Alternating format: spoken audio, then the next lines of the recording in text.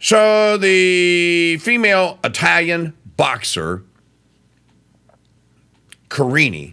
Angela Carini, 46 seconds into a match against Imani Khalif, throws her hand up and says, "I'm out."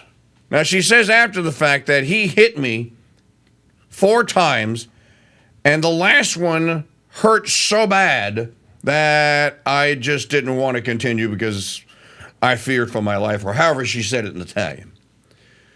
So then the Olympic Committee comes out and goes, no. She, speaking of Khalif, she passed the drug test.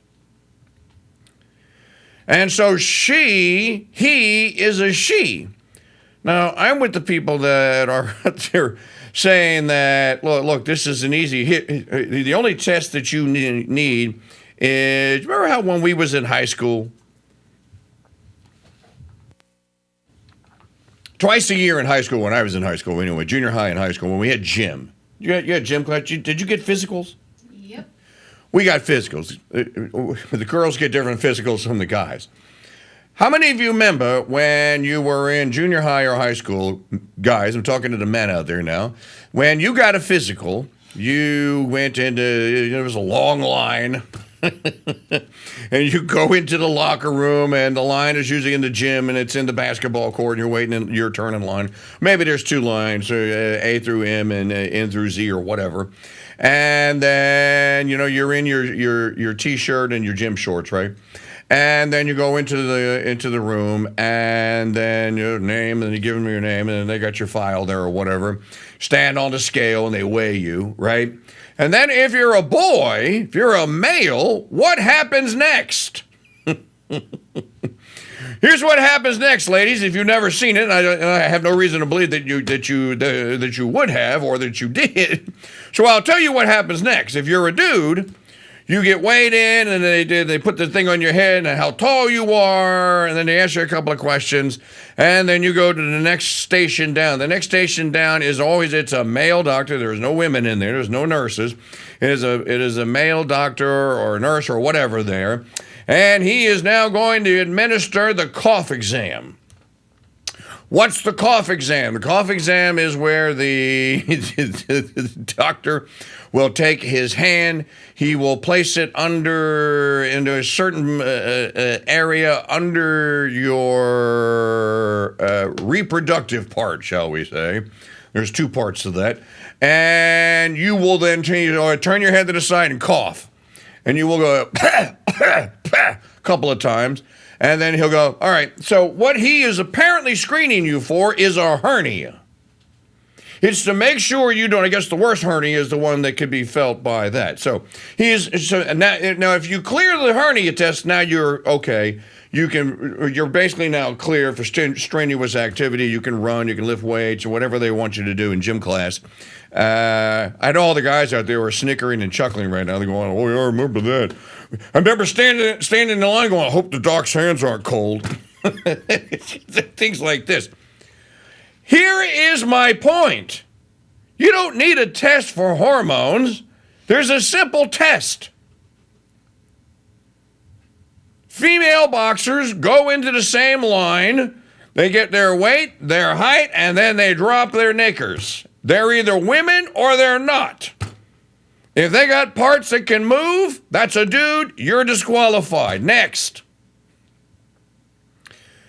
We have allowed these people to make this something that is confusing and can ultimately be tampered with. It can be maneuvered and manipulated. Because the Olympic Committee is going like, we tested for it. We are the international standard of what makes a woman, what makes a man. And I'm confused by this because the Olympic guys going like, no, we tested for chromosomes. You can't change chromosomes. You're either born XX or XY. No transition surgery or mutilation or chemical or steroidal mutilation changes your freaking chromosomes. If you're born XY chromosomes, you die XY chromosomes. You're born XX, I have it right? XXXY, right? XY, yeah. Yeah, okay. If you're born XX, you die XX. If you're born XY, you die XY. You can pretend all you want. You can mutilate yourself. You can take drugs. You can even lop body parts off. You're still going to have XX or XY chromosomes. So the Olympic Committee is saying, no, the dude has XY. I'm like, no, he doesn't. There's no way. The worst part about this is Angela Carini seems to have gone along with it. Carini explained her decision to abandon the fight, revealing that she had been rocked by the power of Khalif's punches. I went into the ring to fight, she said. I didn't give up, but a punch hurt too much, and so I said enough. I am leaving with my head held high, close quote. The Italian boxer had claimed before the fight that she could only adapt to the rules of the Olympics. No, that's not all you could have done. You could have just said no. If that freak would have had no one to fight, if all the women said no, then what are they going to do? This really is the only way that you can combat this now. Especially now, yesterday, the Biden regime, even though the court has told it no, it lost in court, went ahead and implemented new Title IX regulations that basically make it legal and taxpayer funded for the federal government of the United States to aid and assist in the mutilation of children. The sexual, body part, physical, mental mutilation of children. That happened. It's law now. If Trump and Vance are elected, they'll have to change the law. Unfortunately, how many children are going to be mutilated twixt now and the time? Because the court's already ruled. You can't do this. But that didn't stop the Biden regime. Back to the story. The Italian boxer claimed before the event that the fight that she could only adapt to the rules of the Olympics. Quote, I am nobody to judge, and I have nothing against my opponent.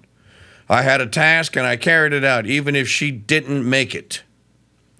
Carini added to the Gazzetta dello Sport. Everything that happened before the match had absolutely no influence. Close quote. Khalif's participation in the event has been a source of controversy, having been disqualified from the Women's World Boxing Championships last year.